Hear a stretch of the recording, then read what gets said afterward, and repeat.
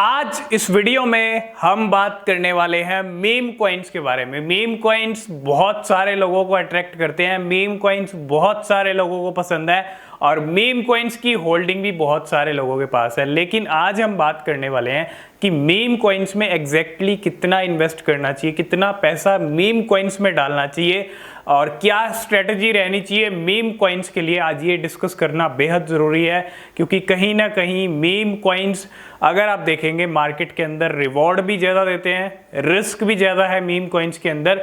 तो ऐसे में कितना इन्वेस्टमेंट सही है मीम कॉइन्स के अंदर, ये जानना बेहद ज़रूरी है। तो सबसे पहले आप जान लो कि मीम कॉइन्स, टॉप के मीम कॉइन्स कौन से हैं।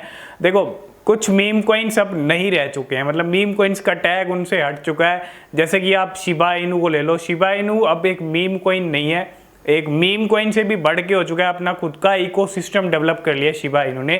इसके अलावा डॉज कॉइन है, डॉज कॉइन को सपोर्ट करते हैं इलॉन मस्क। इसके अलावा फ्लोकी इनू है, डॉज इलॉन मार्स है और बेबी डॉज कॉइन। ये कुछ ऐसे मीम कॉइन्स हैं टॉप के जो कहीं ना कहीं बहुत सारे लोगों के पास होल्डिंग्स है और बहुत सारे लोग इनमें या तो एक साथ इन सभी कॉइन्स को ले लिया है या फिर बहुत सारे लोग इसमें एसआईपी भी करते हैं। जैसे हमने आपको रेकमेंड किया कि आप एसआईपी कीजिए, SIP is the best option और एसआईपी करते रहिए सभी मीम कॉइन्स के अंदर। तो कितना इन्वेस्टमेंट करना चाहिए, कितना पैसा डालना चाहिए मीम कॉइन्स के अंदर, वो बेहद ज़रूरी है जानना। तो सबसे पहले मीम कॉइन अट्रैक्ट क्यों करते हैं बहुत सारे लोगों को। मीम कॉइन अट्रैक्ट इसलिए करते हैं क्योंकि उनके जो रिवॉर्ड होते हैं वो हाई रिवॉर्ड होते हैं और रिस्क अगर आप देखें जब भी क्रिप्टो मार्केट क्रैश होता है या डाउन होता है तो मीम कॉइन्स के अंदर बहुत ज़्यादा हमको डाउन देखने को मिलता है, बहुत ज़्यादा फ्लक्चुएशंस होते हैं। तो रिस्क भी है लेकिन बहुत सारे लोग इस रिस्क को भी उठा लेते हैं और होल्ड करते हैं। तो अगर आप होल्ड कर रहे हैं लॉन्ग टर्म के लिए तो फिर आपको ज़्यादा इम्पैक्ट नहीं पड़ेगा, लेकिन कितना पैसा इन्वेस्ट करना चाहिए ये एक सबसे बड़ा सवाल है। क्योंकि बहुत सारे लोग मीम कॉइन्स के अंदर अगर आप देखें उनके पोर्टफोलियो के अंदर मीम कॉइन्स का जो पोर्शन होता है वो कहीं ज़्यादा होता है। बाकी अल्ट कॉइन्स हो गए या टॉप के मेटावर्स कॉइन्स हो गए, उनका जो पोर्शन रहता है वो कहीं ना कहीं एक छोटा सा पार्ट रहता है।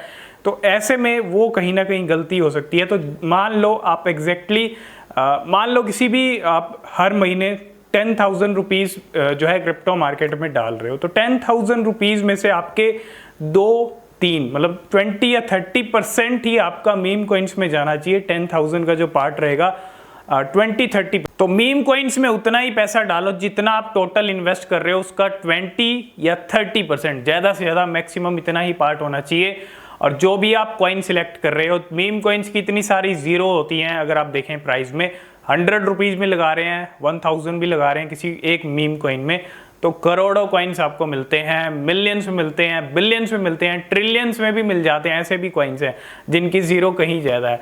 तो ऐसे में ज़्यादा इन्वेस्टमेंट नहीं करना चाहिए मीम कॉइन्स के अंदर, ठीक है। जो मीम कॉइन्स नहीं है मैं उनकी बात नहीं कर रहा हूँ, शिबा इनू की बात अलग है, ठीक है।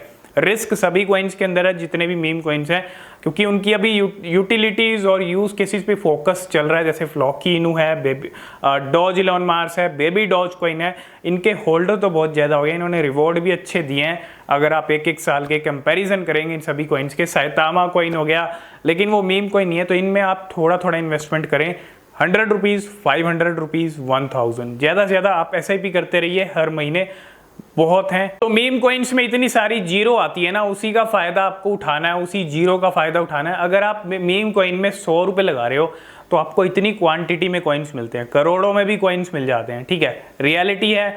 अगर आप बिटकॉइन लेना चाहेंगे 100 रुपये का या 1000 रुपीज़ का, एक छोटा सा पार्ट मिलेगा, एक बिटकॉइन का छोटा सा टुकड़ा, यूँ समझ लो एक छोटा सा टुकड़ा आपको मिलेगा एक छोटे से बिटकॉइन का, और 100 रुपये, 100 रुपीज़ में, 1000 रुपीज़ में। और वही आप अल्ट कॉइन्स में लगाएंगे जो अच्छे रुपीज़ के लेवल में, जैसे कार्डेनो आप देखो 90 रुपीज़ के अराउंड जो है ट्रेड कर रहा है, तो उसमें आप अगर आप 1000 रुपये खरीदोगे तो आपको ज़्यादा कॉइन नहीं मिलेंगे।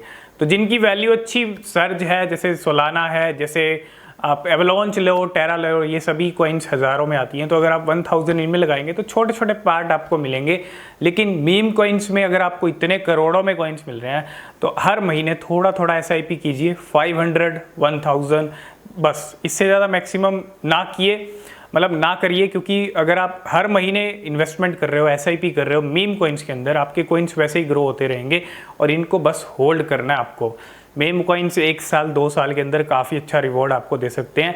तो ये एक स्ट्रेटजी हमेशा फॉलो कीजिएगा मीम कॉइन्स के लिए, और मीम कॉइन्स में आप SIP ही करते रहिए। जो भी आप मीम कॉइन सिलेक्ट कर रहे हो उसमें 500, 1000 करोड़ों कॉइन्स मिल जाते हैं, ठीक है, जिनकी ज़्यादा ज़ीरो होती हैं।